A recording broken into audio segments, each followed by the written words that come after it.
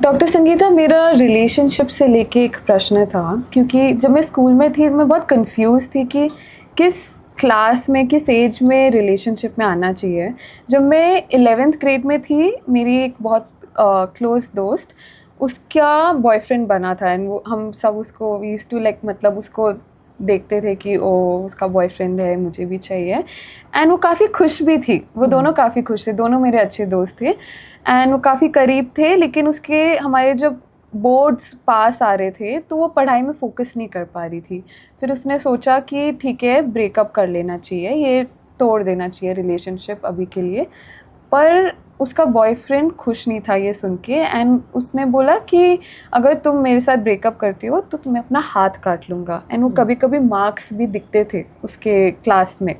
तो हम सब काफ़ी डरे हुए थे एंड उस मेरी फ्रेंड के पढ़ाई में भी काफ़ी इफ़ेक्ट हुआ था। तो मैं एकदम कंफ्यूज हो गई थी कि क्या मुझे भी बॉयफ्रेंड बनाना चाहिए कि नहीं, क्योंकि मुझे वो प्यार महसूस करना है, वो खुश रहना है, पर ये सब भी काफ़ी बहुत काफ़ी स्कैरी है। तो एक प्रश्न है कि 11 साल से फिर ये 10th या 12th तक, तो मतलब ये गर्लफ्रेंड बॉयफ्रेंड दोनों दोस्त बने रहे इतने साल तक। हाँ, वो काफ़ी दोस्त थे, फिर काफ़ी करीब होकर उन्होंने कहा ठीक है हम बॉयफ्रेंड गर्लफ्रेंड है। अच्छा। तो ये जो इसे हम रोमांस कहते हैं ना, जैसे कि और ये रोमांस और सेक्स की क्रिया, ये ज़रूरी नहीं है कि ये भी हो साथ में, केवल रोमांस ही रह सकता है, आकर्षण है, एक दूसरे के साथ हैं। तो ये जो फीलिंग है, ये जो हमारे भावना है कि हम ना किसी के ऊपर प्यार आया, तो वो हमारा जैसे जैसे ये प्यूबर्टी शुरू होती है, किशोर अवस्था शुरू होती है, हमारे बॉडी में सारे चेंजेस आने लगते हैं। तो बॉडी का क्या है कि भाई वो तैयार कर रही है हमें बच्चा होने के लिए, क्योंकि जीवन का यही नियम है, आप मरने से पहले बच्चा कर लो, वरना ये स्पीशीज जो है सारी वो कैसे आगे बढ़ेगी। तो ये तो प्रकृति का नियम है।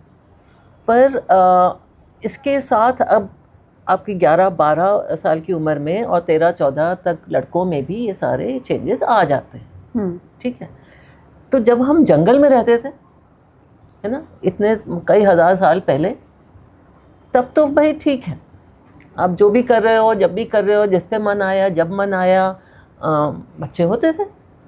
और वही रहा जब हम इसमें भी एग्रीकल्चर सोसाइटी में भी यही रहा। मेरी दादी की शादी शायद 13-14-15 साल में हो गई होगी, है ना, 16 साल तक बच्चे हो गए, कईयों के उससे पहले भी। ठीक है, पर आज का क्या है, आज ये है कि हम अगर हम शहर में रह रहे हैं और कई गाँवों में भी, भैया खेती करके बाड़ी करके गुजारा नहीं होगा, हमें पैसा कमाना है और फिर हमें खाना मिलता है। फिर हम सोच सकते हैं कि हम आगे बढ़ें या नहीं बढ़ें, क्या करें, किसके साथ रिश्ता बने, बच्चे करें ना करें, शादी करें ना करें, ये सब रहता है। तो ये फीलिंग्स आएंगी। और जो सेक्सुअलिटी एजुकेशन है, जो यौन जो शिक्षा जो है, वो इन फीलिंग्स को मैनेज करने के लिए है। ठीक है, अब फीलिंग आती है, इसका मतलब ये नहीं है कि हम उसके ऊपर अमल कर लें। ठीक है, आप कहीं कुछ जा रहे हैं, आपको कुछ बहुत अच्छा लगा, आप देखते हो कि हाँ ये तो बहुत बढ़िया चीज़ है, पर आप उसे झपट के ले नहीं लेते, है ना। आप सोचते हो, देखते हो, क्या करें।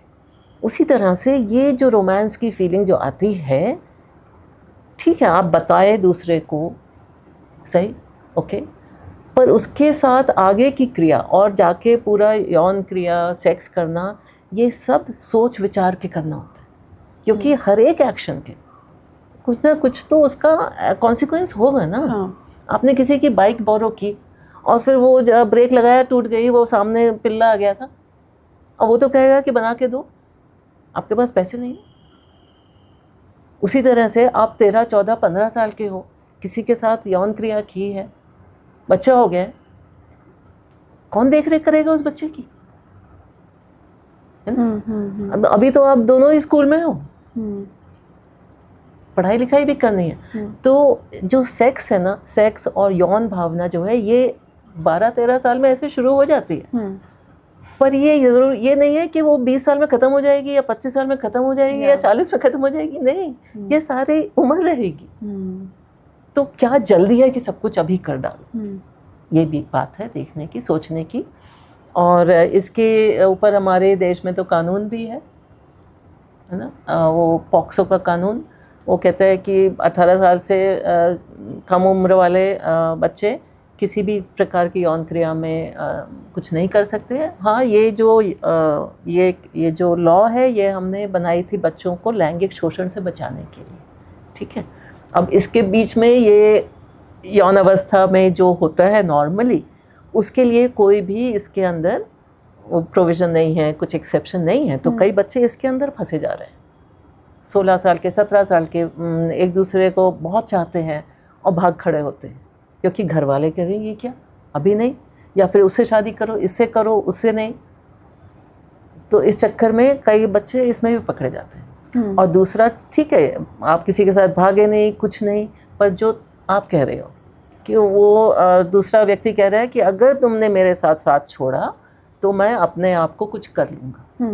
भाई ये तो एक ब्लैकमेल की तरह हो गया ना, है ना। तो हमें ये भी देखना है कि हम अपना जो हम चाहते हैं वो हम किस रवैये से, किस तरह से उसको पा रहे हैं।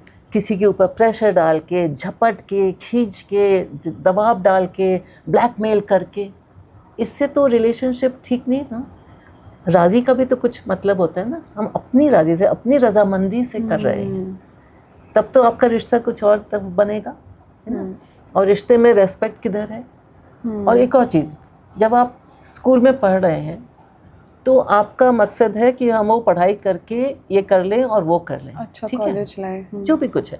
तो वो 10वीं का एग्ज़ाम एक बार आएगा, 12वीं का एक बार आएगा, पर ये जो सेक्सुअलिटी है, ये जो रोमांस है, वो तो सारी जिंदगी है यार। बात तो सही तो है। ज़रा फोकस भी कर सकते हो, एक दूसरे को एक्चुअली सहायता कर सकते हो कि भाई एग्ज़ाम है, पढ़ा या नहीं पढ़ा, कितना कवर कर लिया। इस तरह से भी वो जो रोमांटिक फीलिंग है, और अगर आप किसी से सही में प्रेम करते हो तो उसका भला चाहते हो।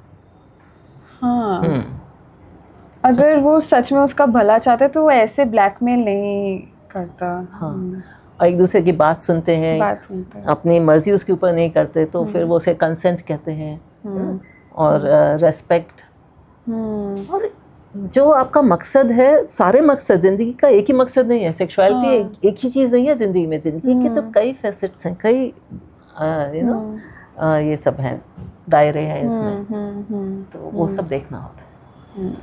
इस तरह की बातचीत बेस्ट है अगर पेरेंट्स करें, घर वाले करें, स्कूल में टीचर्स करें, और जो बड़े हम जो हमारी देखरेख कर रहे हैं, हाँ, वो बेस्ट है, पर वही पीछे हट जाते हैं। पर शर्म आती है उनसे ये सब बात करने में। और फिर मूवीज देखते हैं, और फिर मूवीज से सीखते हैं क्या, दिल तो पागल है।